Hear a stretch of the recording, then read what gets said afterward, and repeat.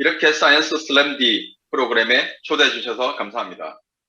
제가 오늘 말씀드릴 내용은 줄기세포를 이용한 파킨슨병의 이해와 세포치료에 대해서 말씀드리도록 하겠습니다.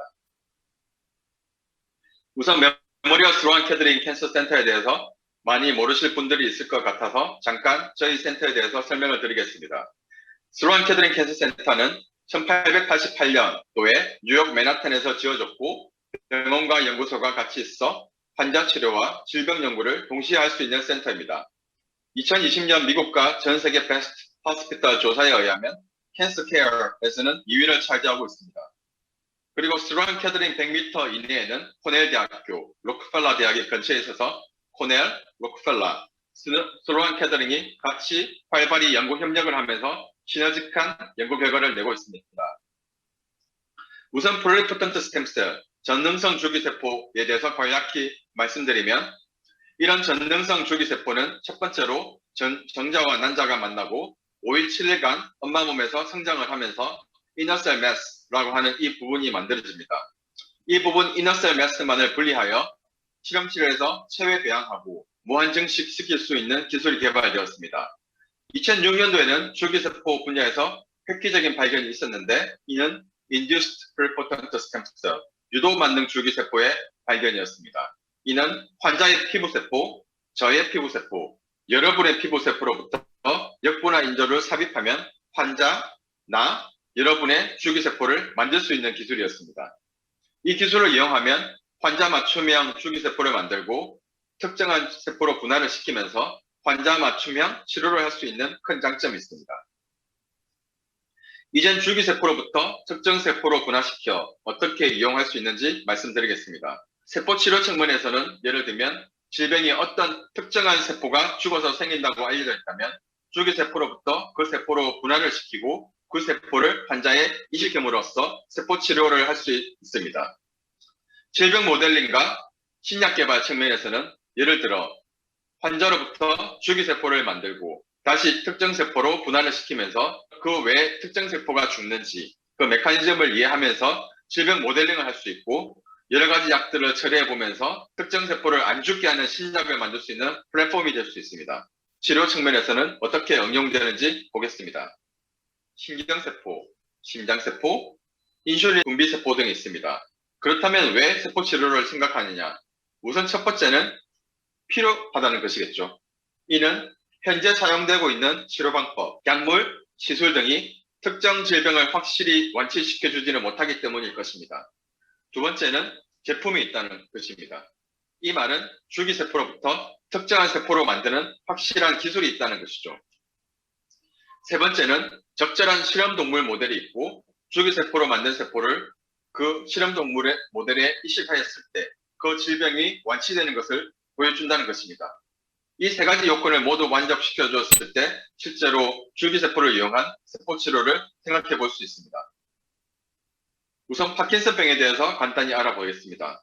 팔다리 경직, 손 떨림, 자세 불안정, 서서히 움직임, 오행장애 등이 있습니다. 그리고 비운동 증상으로는 후각장애, 불면증, 우울증 등이 있습니다.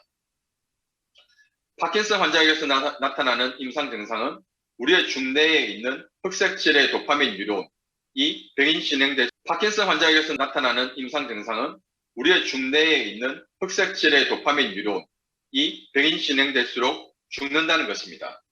우리 몸은 약 40만 개의 도파민 뉴론이 각각 양쪽에 있는데 이 중 50%의 뉴런이 죽으면 파킨슨병이 진단됩니다.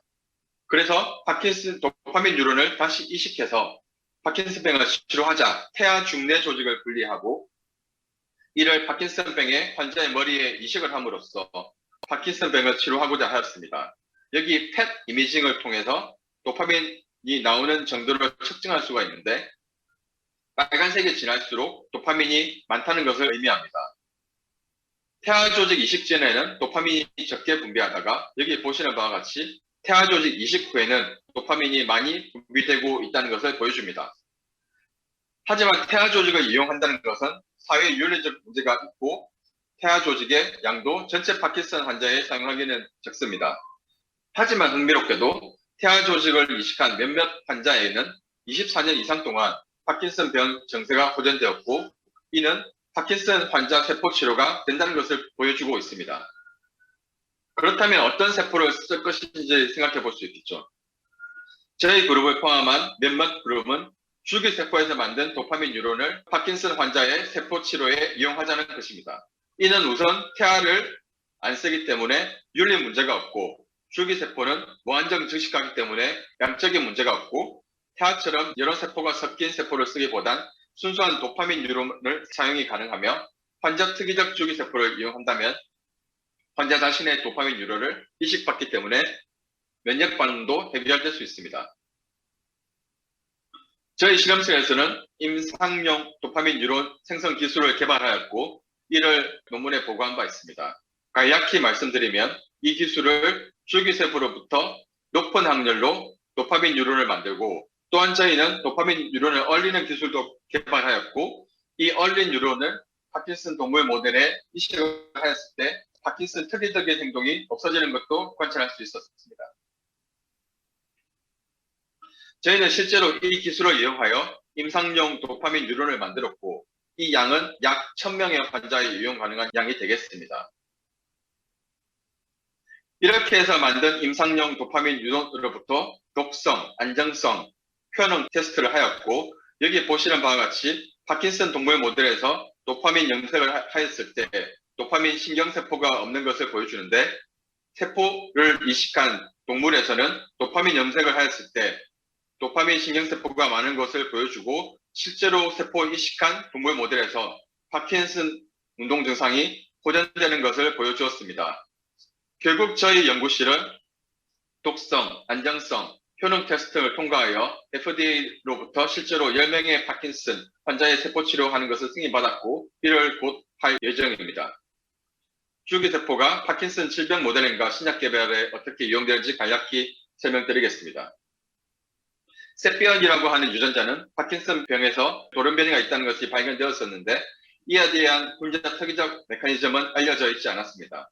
저희는 세피언 유전자 뮤테이션된 줄기세포를 만들고 이를 도파민으로 분화시키면서 그에 대한 특성을 관찰하였는데 세피언 뮤테이션 도파민 뉴런은 노화가 된다는 것을 관찰할 수 있었습니다.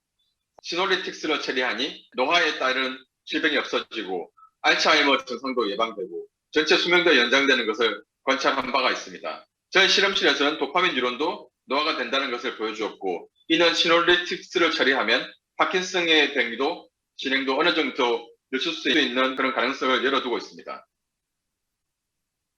결과적으로 줄기세포로부터 도파민 뉴런을 만들 수 있고 이는 파킨슨 환자의 세포 치료를 할 수 있고 파킨슨 병의 메커니즘 이해와 이에 따른 신약 개발의 가능성을 줄 수 있습니다. 마지막으로 파킨슨병에 대한 연구는 뇌질환 분야에서 가장 활발히 진행되고 있고 파킨슨병을 극복하는 미래는 밝지만 파킨슨병이 생기면 현재 치료할 수 있는 방법이 없어 평소에 적절한 운동, 식단 관리, 햇빛 등을 쬐어 파킨슨병을 예방하는 것이 더 중요하다고 생각되어집니다. 감사합니다.